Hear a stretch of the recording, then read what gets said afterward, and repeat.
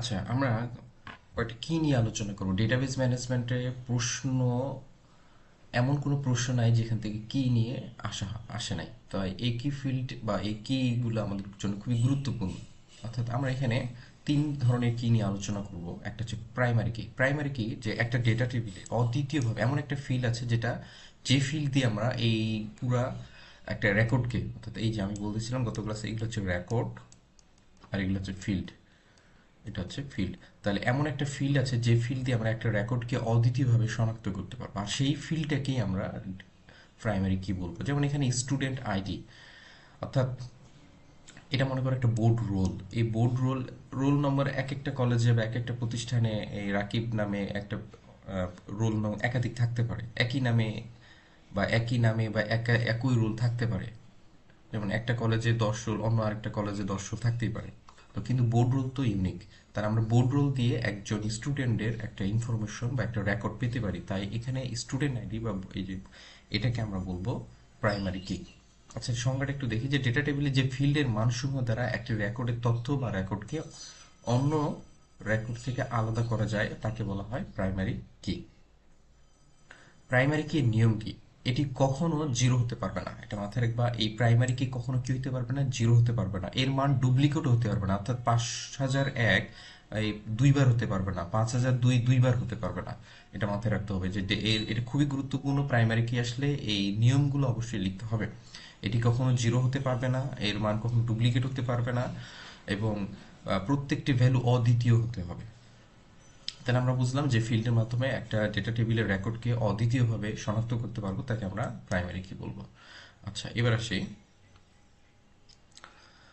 Composite কি। Composite কি যে কোনো একটা ডেটা টেবিলের রোল যদি একাধিকও থাকতে পারে, মানে প্রাইমারি কি না। যেমন এখানে একটু খেয়াল করো যে এখানে একজন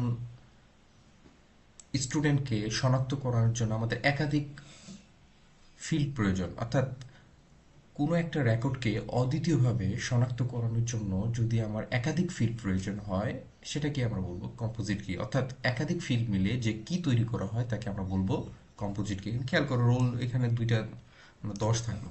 এই রোল 10 দুইজনই আছে। তো আমরা এই রোল দিয়ে তো আর একজনকে শনাক্ত করতে পারবো না, তাই রোলের সাথে আমরা কি করব, নেম ইউজ করবো, ফাদার নেম।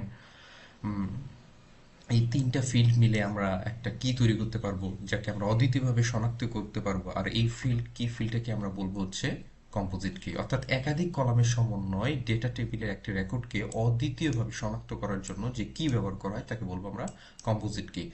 অর্থাৎ কম্পোজিট কি যা যা থাকে, যেমন name, father name, mother name, GPA, date of birth, এগুলো থাকে। আচ্ছা, এবার ফরেন কি কি।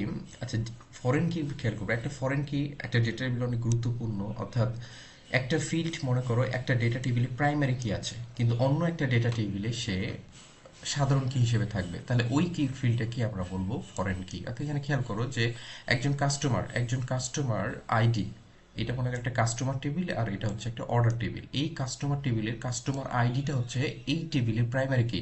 কাস্টমার টেবিলের কাস্টমার আইডি হচ্ছে এখানে প্রাইমারি কি, কারণ এই আইডি দিয়ে আমি একজনকে অদ্বিতীয়ভাবে শনাক্ত করতে পারবো। কিন্তু অর্ডার টেবিলে একটু খেয়াল করো যে, যেমন এখানে 1001, কিন্তু দুইবার আমি দিলাম 1001। এই অর্ডার টেবিলে এই 1001 নাম শাকিল, সে একাধিক অর্ডার করতে পারবে। অর্থাৎ অর্ডার টেবিলে সে একের অধিক অর্ডার করতে পারবে। অর্থাৎ এখানে দেখো করেছে 1001 এবং 1001, এখানে দুইবার অর্ডার করছে। কিন্তু খেয়াল করো এখানে অর্ডার আইডিটা হচ্ছে ইউনিক, একই অর্ডার আইডি দুইবার আসবে না।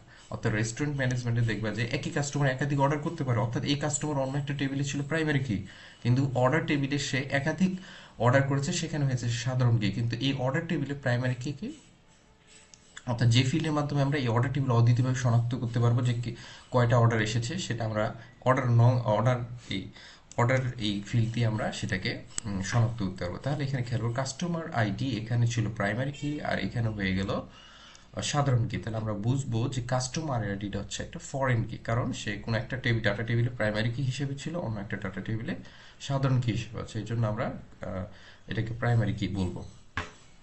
ফরেন কির মাধ্যমে খেয়াল করবা যে একাধিক টেবিলের মধ্যে সম্পর্ক স্থাপন করা যায়। এই ফরেন কি খুবই গুরুত্বপূর্ণ, যে সামনে আরো প্র্যাকটিক্যালের মাধ্যমে আমি অনেকগুলো ভিডিও বানিয়েছি, সেখানে দেখবা।